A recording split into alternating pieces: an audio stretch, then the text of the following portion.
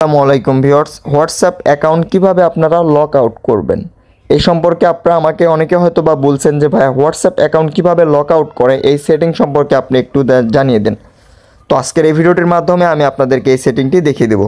তো হোয়াটসঅ্যাপে যদি আপনারা আপনাদের হোয়াটসঅ্যাপ অ্যাকাউন্টটি লক আউট করতে যান সেক্ষেত্রে কিন্তু কোনো ধরনের কোনো সেটিং পাবেন না।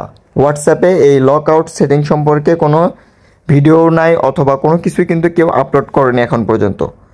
তো হোয়াটসঅ্যাপের লক আউট করার জন্য আপনাদের যে কাজটি করতে হবে, আপনাদের হোয়াটসঅ্যাপ এটা হচ্ছে আপনাদের ডিলিট করে দিতে হবে। হোয়াটসঅ্যাপ অ্যাপটি আপনাদের ফোন থেকে ডিলিট করে দিতে হবে।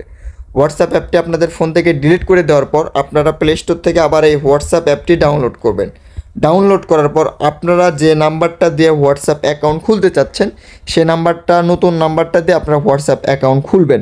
তারপর আবার যদি আপনারা হোয়াটসঅ্যাপ অ্যাকাউন্ট আগেকার অ্যাকাউন্টটিতে যেতে চান সেক্ষেত্রে যে কাজটি করবেন, আবার হোয়াটসঅ্যাপ অ্যাকাউন্ট ডিলিট করে দিয়ে আবার নতুন করে ডাউনলোড করে আপনার যে নাম্বারটাতে আবার হোয়াটসঅ্যাপ অ্যাকাউন্ট আসতে চাচ্ছেন, যে নাম্বারটা লক আউট করলেন সেই নাম্বারটা আপনারা আবার এখানে লগ ইন করবেন। নাম্বার যেটা লগ ইন করবেন সেখানে আপনাদের কথাবার্তা বলতে পারবেন সেখান থেকেই।